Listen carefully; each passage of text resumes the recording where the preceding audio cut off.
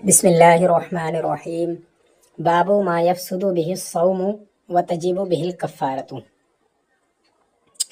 ان چیزوں کا بیان جن سے روزہ ٹوٹ جاتا ہے اور کفارہ بھی واجب ہو جاتا ہے۔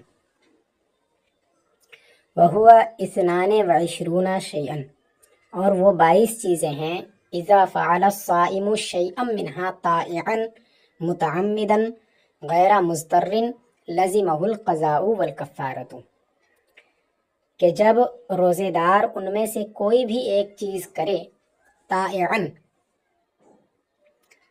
یعنی خوشی سے، مجبور نہ ہو، متعمدن جان بوجھ کر یعنی بھولا بھٹکا نہ ہو اور سہو و نسیان نہ ہوا ہو یا غلطی سے نہ کیا ہو، غیر مضطرین مجبور نہ ہو، تو لزمہ القضاء والکفارۃ، تو اس پر قضا اور کفارہ واجب ہے۔ 22 چیزیں ایسی ہیں کہ جب روزے دار ان میں سے کوئی ایک چیز کرے اس حال میں کہ وہ مجبور نہ کیا گیا ہو اور اس نے وہ کام جان بوجھ کر کیا ہو، یعنی کہ بھول کر نہ کیا ہو یا غلطی سے نہ کیا ہو، ہے نا۔ اور غیر مسترین کا مطلب بھی وہی ہے، طائعان کا مطلب خوشی خوشی کیا ہو یعنی کہ مجبور نہ ہو، اسی کی تفسیر آگے ہے غیر مسترین سے کہ مجبور نہ ہو، تو اس پر قضا اور کفارہ دونوں واجب ہیں۔ مطلب یہ کہ ایک تو اس روزے کی قضا، جو روزہ اس نے توڑ دیا ہے، ٹھیک ہے، اس کو دوبارہ رکھنا پڑے گا، اس کے علاوہ جو کفارہ ہے وہ بھی دینا پڑے گا، کفارے کا بیان ابھی آگے آئے گا۔ وہ 22 چیزیں کیا ہیں بیان فرماتے ہیں، وہی الجماع فی احد السبیلین علی الفاعل والمفعول بہ، اور وہ سبیلین میں سے کسی ایک میں جماع کرنا ہے، فاعل اور مفعول دونوں پر کفارے کو واجب کرتا ہے، یعنی دونوں پر کفارے کو واجب کرتا ہے۔ اگر سبیلین میں سے کسی بھی یعنی آگے پیچھے کسی بھی مقام میں اگر جمع کیا ہے تو فاعل پر بھی اور مفعول بہ پر بھی دونوں پر کفارہ واجب ہے۔ روزہ تو ٹوٹ ہی جائے گا، اس کی قضا تو ہے ہی، اس کے ساتھ ساتھ کفارہ بھی ہے۔ والاکل والشرب سواء فیہ ما یتغذی بہ او یتداوی بہ، اور کھانا اور پینا یعنی کھانے اور پینے سے بھی روزہ ٹوٹ جاتا ہے اور کفارہ بھی واجب ہو جاتا ہے۔ سواء فیہ ما یتغذی بہ او یتداوی بہ، اس میں برابر ہے وہ چیز جو غذا کے طور پر استعمال کی جاتی ہے یا جو دوا کے طور پر استعمال کی جاتی ہے، برابر ہے کہ وہ چیز دوا کے طور پر استعمال کی جاتی ہو یا غذا کے طور پر استعمال کی جاتی ہو، یعنی جو چیز اس نے کھائی ہے یا پی ہے وہ چیز چاہے کھانے کے طور پر کھائی جاتی ہو یا پھر دوا کے طور پر استعمال کی جاتی ہو، بہرحال اس سے قضا اور کفارہ دونوں واجب ہے، ٹھیک ہے۔ غذا کے طور پر جیسے کہ روٹی وغیرہ یہ ساری چیزیں ہے نا، کھانے کے طور پر جو کھائی جاتی ہیں یا پھر دوا کے طور پر استعمال کی جاتی ہو وہ چیز، تو اس سے بھی قضا اور کفارہ، اس کے کھانے یا پینے سے بھی قضا اور کفارہ دونوں واجب ہیں۔ وَإِبْتِلَاءُ مَطَرٍ دَخَلَ إِلَىٰ فَمِهِ، اور اس بارش کو نگل لینا، بارش کے قطرے کو نگل لینا جو اس کے منہ میں داخل ہوا ہو، مطلب یہ کہ اس نے منہ کھولا اور بارش کا قطرہ اس کے منہ میں آیا اور اس نے اس کو نگل لیا، تو اس سے بھی اس پر قضا اور کفارہ دونوں واجب ہیں، لیکن اگر یہ اس کے اختیار سے مطلب یہ ہے کہ گلے حلق میں نہیں گیا تو اس میں کفارہ واجب نہیں ہے، جیسے وہ لیٹا ہوا ہے اور کیا نام ہے بارش ہوئی اور اس کے قطرے گرے اور حلق میں چلے گئے تو اس پر کفارہ نہیں ہے، لیکن روزہ اس میں بھی ٹوٹ جائے گا۔ وَأَكْلُ اللَّحْمِ النَّيْءِ إِلَّا إِذَا دُوِّدَ، اور کچا گوشت کھانا، لحم النئی کچا گوشت کھانا، یہ بھی کیا نام ہے کفارے کو واجب کر دے گا، الا اذا دُوِّدَ، مگر جب کہ اس میں کیڑے پڑ گئے ہوں، جب کیڑے پڑ گئے ہوں تو پھر اس کے کھانے سے کفارہ واجب نہیں ہوگا، ہے نا۔ اگر کیا نام ہے کچا گوشت کھایا تو کچا گوشت کھانے سے قضا اور کفارہ دونوں واجب ہیں، لیکن اگر گوشت ایسا ہے کہ اس میں کیڑے پڑ گئے ہیں تو اس سے کفارہ واجب نہیں ہے، روزہ تو بہرحال ٹوٹ جائے گا۔ وَأَكْلُ الشَّحْمِ فِي اخْتِيَارِ الْفَقِيهِ أَبِي اللَّيْثِ، اور فقیہ ابو اللیث کے مختار قول کے مطابق چربی کا کھانا، یعنی چربی کھانے سے بھی روزہ جو ہے ٹوٹ جاتا ہے اور کفارہ واجب ہوتا ہے، کفارہ واجب ہو جاتا ہے۔ یہ فقیہ ابو اللیث سمرقندی کا قول ہے، مختار مذہب ہے ان کا، اور فتویٰ بھی اسی پر ہے، ٹھیک ہے۔ تو چربی بھی اگر کسی نے کھائی تو اس سے بھی قضا اور کفارہ دونوں واجب ہیں۔ وَقَدِيدِ اللَّحْمِ بِالْاتِّفَاقِ، یعنی اکل و قدید اللحمی بالاتفاقی، قدید، قدید کا مطلب ہوتا ہے سکھایا ہوا، ہے نا، نمک وغیرہ لگا کر سکھا دیا جائے تو اس کے قدید بولتے ہیں، قدید لحم بولتے ہیں. تو وقدید اللحم بالاتفاقی، اور سکھائے ہوئے گوشت کو کھانے سے بھی بالاتفاق، سکھائے ہوئے گوشت کا کھانا بھی بالاتفاق کفارے کو واجب کر دیتا ہے، یعنی اس سے بھی روزہ ٹوٹ جائے گا اور کفارہ بھی واجب ہو جائے گا. وَأَكْلُ الْحِنْطَةِ وَقَضْمُهَا، اور گیہوں کے دانے کھانا یا ان کو چبانا. ٹھیک ہے، گیہوں کے دانے جو ہیں ان کو کھائے یا ان کو چبائے تو اس سے بھی کفارہ واجب ہو جائے گا. ٹھیک ہے، یعنی چند دانے ہوں گیہوں کے. إِلَّا أَن يَمْضَغَ قُمْحَةً فَتَلَاشَتْ، مگر جب ایک دانہ اس نے چبایا اور وہ جو ہے منہ میں ہی مطلب ختم ہو گئی، ہے نا، تو اس سے کفارہ واجب نہیں ہوگا. یعنی گیہوں کا اگر ایک دانہ اس نے منہ میں رکھا اور اسے چبایا تو اس سے جو ہے کیا نام ہے، اور اسے چبایا اور وہ ایسی ہو گئی کہ مطلب ختم ہو گئی منہ کے اندر ہی، حلق میں اس کا کچھ بھی اثر محسوس نہیں ہوا. ٹھیک ہے، تو ایسی صورت میں اس پہ کفارہ واجب نہیں ہے. لیکن اگر چند دانے تھے گیہوں کے اور وہ سب اس نے مطلب یہ ہے کہ کھائے یا یہ ہے کہ صرف چبائے تو بھی اس پر کفارہ واجب ہے. وَإِبْتِلَاعُ سِمْسِمَةٍ أَوْ نَحْوِهَا مِنْ خَارِجِ فَمِهِ فِي الْمُخْتَارِ، اور تل یا تل کے مثل منہ کے باہر سے کوئی چیز کھانا، نگل لینا، منہ کے باہر سے کوئی چیز نگل لینا مختار مذہب میں. یعنی مذہب مختار یہ ہے کہ اگر تل یا تل کے برابر کوئی چیز جو منہ کے اندر موجود نہیں تھی بلکہ باہر سے اس نے اٹھائی اور منہ کے اندر رکھی اور اس کو نگل لیا، ٹھیک ہے، تو اب اس سے کفارہ جو ہے واجب ہو جائے گا. روزہ تو ٹوٹ ہی جائے گا، کفارہ بھی واجب ہو جائے گا. وَأَكْلُ الطِّينِ الْأَرْمَنِيِّ مُطْلَقًا، اور ارمنی مٹی کا کھانا مطلقاً یہ بھی کفارے کو واجب کرتا ہے. یعنی کہ وہ چاہے کیا نام ہے اس کی عادت ہو یا نہ ہو، تو اگر ارمنی مٹی کھائی تو اس سے بھی کفارہ واجب ہے. ارمنی مٹی ایک خاص قسم کی مٹی ہوتی ہے، سرخ رنگ کی ایک مٹی ہوتی ہے جس کو عام طور سے دوا کے طور پہ استعمال کی جاتی ہے یہ مٹی، ہے نا. تو وہ اگر کھائی تو اس سے مطلقاً روزہ ٹوٹ جائے گا، چاہے وہ اس کا عادی ہو یا عادی نہ ہو، ہے نا. والتین غیر الارمنی کالطفل ان اعتاد اکلہ، اور غیر ارمنی مٹی کا کھانا جیسے کہ طفل ہے اگر اس کو کھانے کا عادی ہو تو، یعنی اگر ارمنی مٹی کے علاوہ کسی اور مٹی کو کھانے کا عادی ہے اور اس کو کھایا تو اس میں کفارہ واجب ہوگا، اور اگر اس کا عادی نہیں ہے تو واجب نہیں ہوگا. جیسے کہ ایک مٹی ہے طفل کہتے ہیں اس مٹی کو، یہ بھی ایک خاص قسم کی مٹی ہے، گیہوں کے رنگ کی ایک مٹی ہوتی ہے. اس کو کیا نام ہے صحت کے لیے مفید ہے، تو عام طور سے اس کو دوا کے طور پر عادتاً لوگ استعمال کرتے ہیں. ٹھیک ہے، تو اس کو اگر کسی نے کھایا تو اگر اس کو عادت ہے اس کو کھانے کی تو اس سے بھی کفارہ واجب ہو جائے گا. والملح القلیل فی المختاری، یعنی اکل الملح القلیل، تھوڑے سے نمک کا کھانا مختار مذہب کے مطابق یہ بھی کفارے کو واجب کر دے گا. تھوڑا سا بھی نمک اگر کھایا تو اس سے بھی کفارہ واجب ہو جائے گا.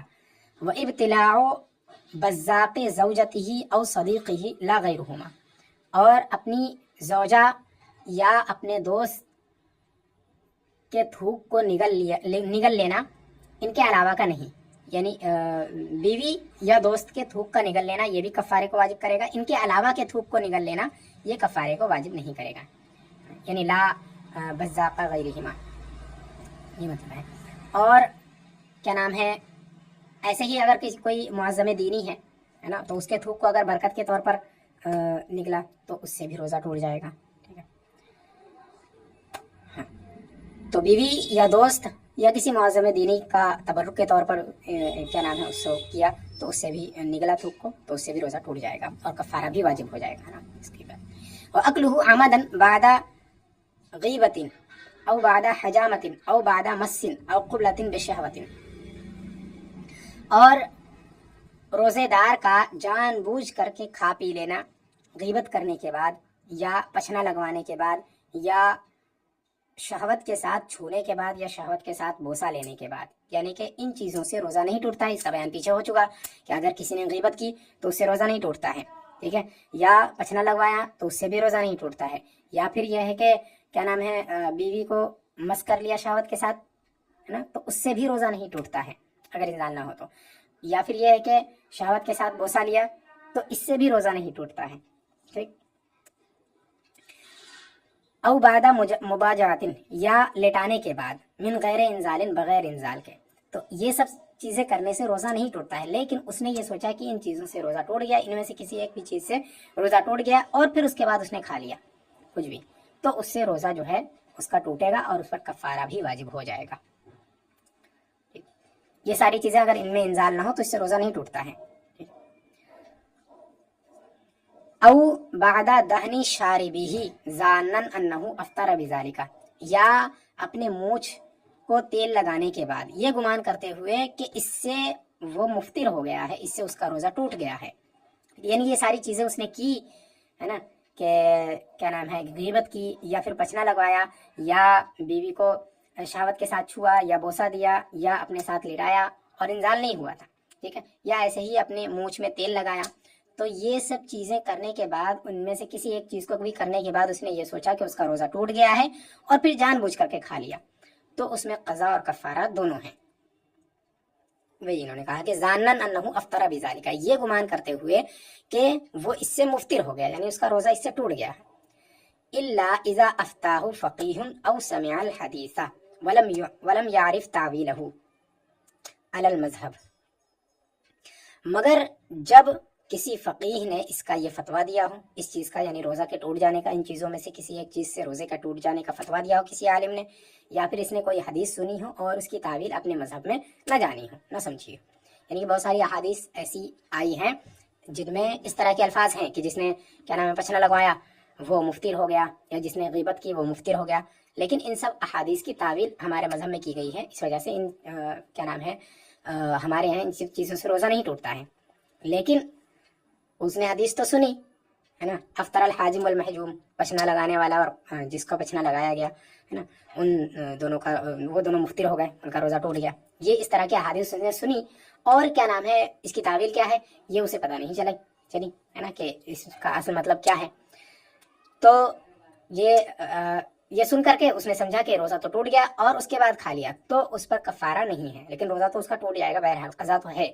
ٹھیک ہے، لیکن کفارہ نہیں ہے. ایسے ہی کسی فقیہ نے ان حدیث کے مطابق فتویٰ دیا کہ ان چیزوں سے روزہ ٹوٹ جاتا ہے نا، تو اس فتوے پر عمل کرتے ہوئے اس نے کیا نام ہے کھا پی لیا یہ کام کرنے کے بعد، تو بھی اس پر کفارہ نہیں ہے. لیکن اگر اس نے خود اپنے گمان سے سوچا کہ ان سب چیزوں کے بعد وہ روزہ ٹوٹ جاتا ہے ان سب چیزوں کے کرنے سے، تو اس پر جو ہے کفارہ واجب ہو جائے گا.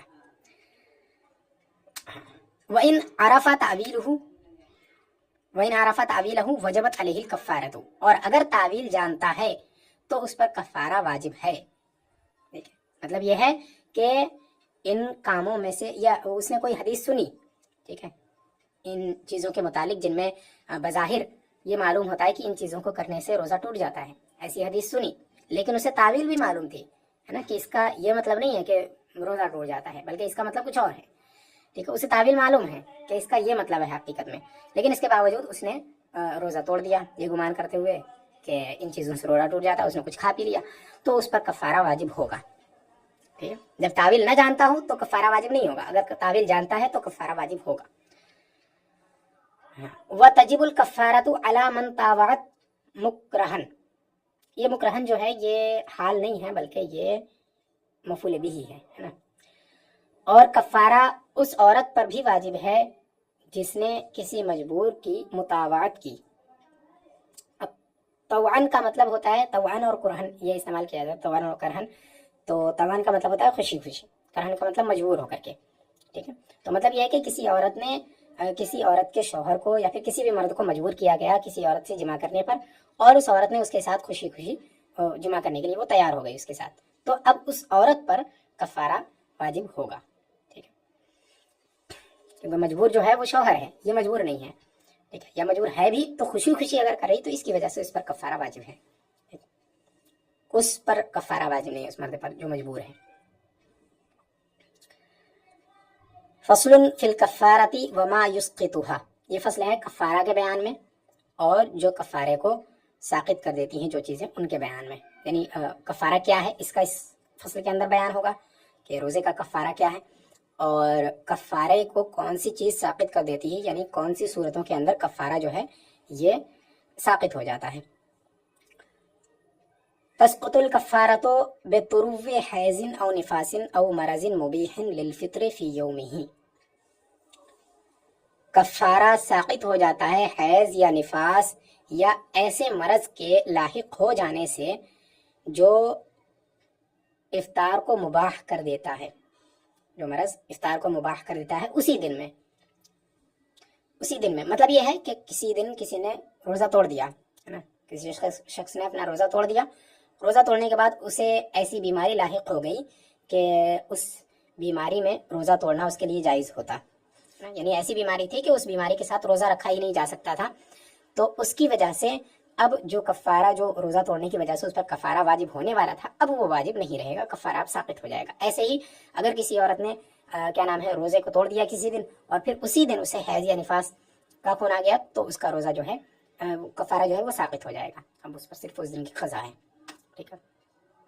وہی فرمانا ہے کہ کفارہ ساقط ہو جاتا ہے حیض یا نفاس کے طاری ہونے سے یا ایسی بیماری کے لاحق ہو جانے سے جو افطار کو مباح کرنے والی ہے اسی دن کے اندر، یعنی جس دن میں اس نے روزے کو توڑا ہے، جس دن میں کفارہ واجب ہوا ہے، اسی دن میں اگر یہ چیزیں لاحق ہوئیں تو کفارہ جو ہے یہ ساقط ہو جائے گا۔ لیکن اگر اس دن کے بعد یا اس دن سے پہلے ہے نا لاحق ہوئی تھی اور اس دن نہیں تھی یہ چیز تو اس پر جو ہے وہ کفارہ واجب نہیں ہے، وہ اس کفارہ جو ہے اس کا ساقط نہیں ہوگا۔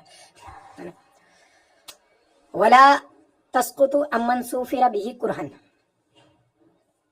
بعد لزومها علیہ فی ظاہر الروایہ، اور اس شخص سے کفارہ ساقط نہیں ہوگا جس کو سفر کرایا گیا مجبور کر کے، اس پر کفارہ کے لازم ہونے کے بعد، ظاہر الروایہ میں ایسا ہی ہے، ظاہر الروایہ کے مطابق مطلب یہ ہے کہ اگر کسی شخص نے روزہ توڑ دیا، اس پر کفارہ واجب ہو گیا ہے نا، اب اس کو زبردستی کہیں لے جایا گیا ہے نا، اسے مجبور کر کے کہیں سفر کرایا گیا، تو سفر میں چونکہ اجازت ہے روزہ توڑنے کی اور روزہ رکھنے کی، دونوں کی اجازت ہے، تو کوئی یہ نہ سوچے کہ مطلب سفر اگر اسے مجبور کر کے سفر کرایا گیا تو اس کے لیے روزہ توڑنا جائز ہو گیا تھا، لہذا اس کا کفارہ بھی ساقط ہو جائے گا، ایسا نہیں ہے، بلکہ اس صورت میں اس پر کفارہ واجب رہے گا، ٹھیک ہے۔ وہی فرمایا کہ ولا تسقط عمن سوفر به کرہن، جسے مجبور کر کے سفر کرایا گیا اس سے کفارہ ساقط نہیں ہوگا اس کے بعد کہ اس پر کفارہ لازم ہو چکا تھا، یعنی کفارے کے لازم ہونے کے بعد جسے مجبور کر کے سفر کرایا گیا اس پر اس کا کفارہ ظاہر روایہ قول کے مطابق ساقط نہیں ہوگا۔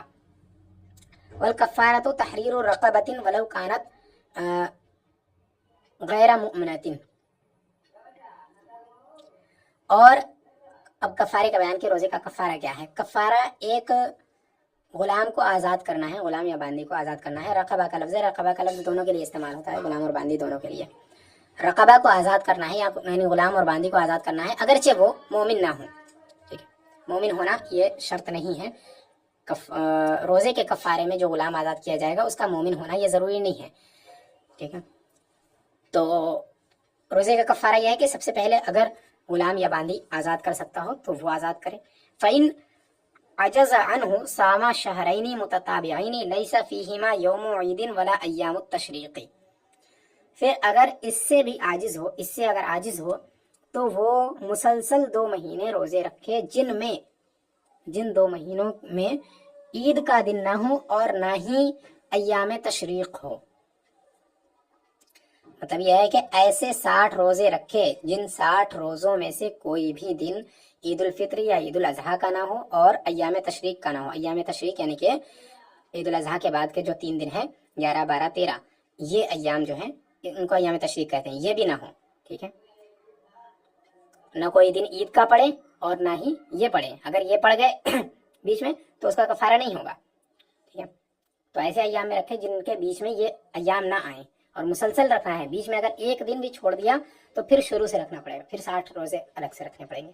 ہاں اگر وہ عورت ہے اور اسے حیض درمیان میں آ گیا تو اس سے جو ہے اس کا کفارہ جو ہے یہ متاثر نہیں ہوگا، مطلب یہ ہے کہ حیض کے ایام گزر جانے کے بعد پھر وہ وہیں سے اس کو جاری رکھ سکتی ہے، اس کے دونوں شمار ہو جائیں گے۔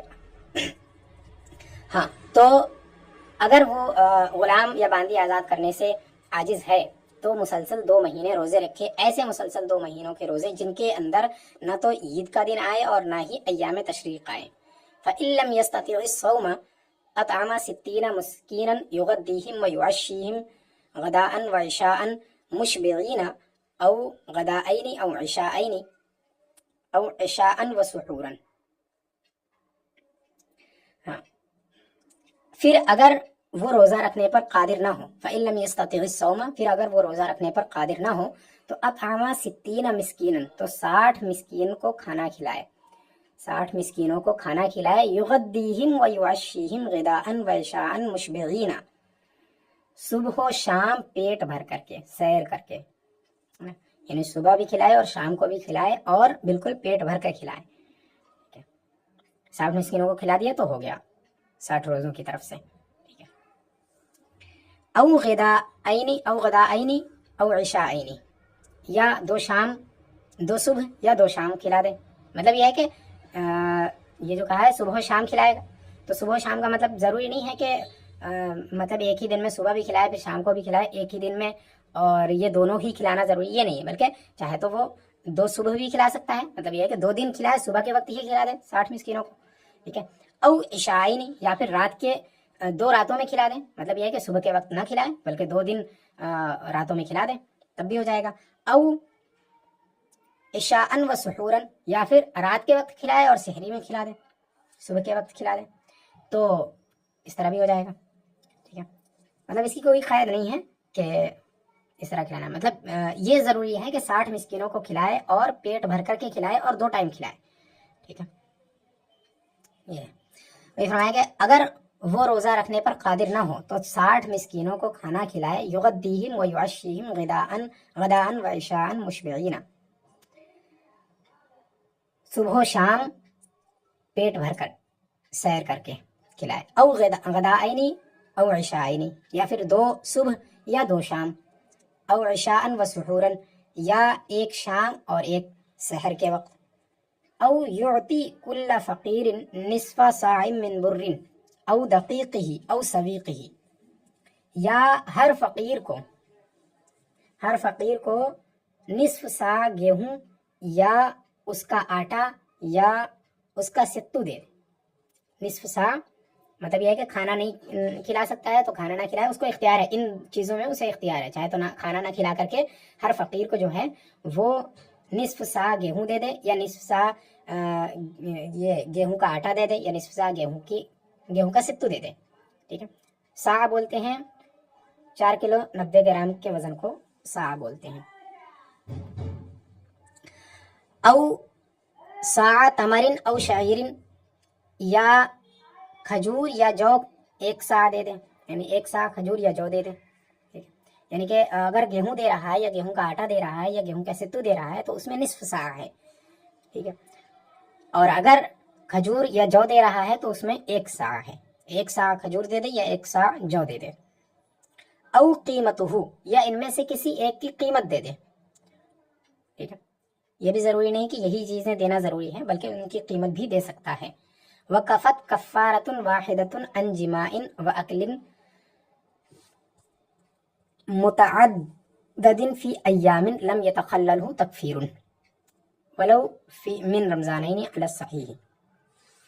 اور ایک کفارہ متعدد مرتبہ کھانے اور متعدد مرتبہ جماع کرنے کے لیے کافی ہے، متعدد ایام کے اندر متعدد مرتبہ کھانے یا متعدد مرتبہ جماع کرنے کے طرف سے کافی ہے، جن کے درمیان میں کفارہ حائل نہ ہوا ہو، جن کے بیچ میں کفارہ نہ آیا ہو، اگرچہ وہ 2 رمضانوں کے ہوں، صحیح قول کے مطابق، صحیح مذہب پر. یعنی یہ فرماتے ہیں صاحب کتاب کہ اگر کسی نے ایک مرتبہ روزہ توڑ دیا کھا کر کے یا جمع کر کے، کسی بھی طرح سے ایک مرتبہ روزہ توڑ دیا، پھر اس کے بعد اس کا کفارہ ادا نہیں کیا تھا، کہ پھر اس نے پھر دوسرا روزہ توڑ دیا. ٹھیک ہے. اور ابھی کفارہ نہیں ادا کیا ہے، پھر ایسے تیسرا بھی توڑ دیا. ایسے ہی جتنے بھی جن کے اس نے روزے توڑ دیے اور کیا نام ہے بیچ میں کفارہ ادا نہیں کیا، اگرچہ وہ 2 رمضانوں کا، مطلب یہ کہ پچھلے سال 1 رمضان کا روزہ توڑا تھا اور ابھی تک اس کا کفارہ نہیں دیا ہے. ٹھیک ہے. پھر اس سال جو ہے پھر اس نے 1 روزہ توڑ دیا. ٹھیک. تو ان دونوں کی طرف سے ایک ہی کفارہ اس کے لیے کافی ہوگا. ٹھیک ہے. صحیح فرمائے لم یتخللہ تکفیر، اگر بیچ میں کفارہ داخل نہ ہوا ہو تو. یہ فرماتے ہیں صاحب کتاب کہ صحیح قول کے مطابق ایسا ہی ہے، یعنی اگرچہ 2 رمضانوں کا ہو تب بھی یہ ہے. لیکن کیا نام ہے، علامہ شامی وغیرہ نے بیان کیا کہ صحیح قول یہ ہے کہ اگر 2 رمضانوں کے کفارے ہیں، 2 رمضانوں میں اس نے روزے توڑے ہیں تو 2 کفارے واجب ہوں گے، ایک کفارہ کافی نہیں ہوگا دونوں کے لیے. ٹھیک ہے. ہاں اگر ایک رمضان میں متعدد مرتبہ متعدد ایام کے روزے توڑے تو ان سب کی طرف سے ایک روزہ کافی ہے. ٹھیک. اور یہ سب اس وقت ہے کہ جب بیچ میں کفارہ ادا نہ کیا ہو. فَإِن تَخَلَّلَ تَكْفِيرُ لا تکفی کفارۃ واحدۃ فی ظاہر روایہ. پھر اگر درمیان میں کفارہ داخل ہو گیا، کفارہ ادا کرنا اگر بیچ میں آ گیا تو ایک کفارہ کافی نہیں ہوگا ظاہر روایہ قول کے مطابق. مطلب یہ ہے کہ اگر ایک روزہ توڑنے کے بعد کفارہ ادا کر دیا تو اب دوسری مرتبہ جب روزہ توڑے گا تو اس کا پھر سے کفارہ ادا کرے گا. یہ پہلی مرتبہ کا کفارہ ادا کرنا اس کے لیے کافی نہیں ہوگا. ٹھیک ہے.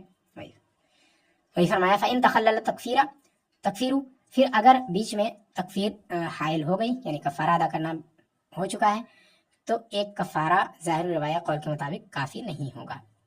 ایک کفارہ کافی نہیں ہوگا.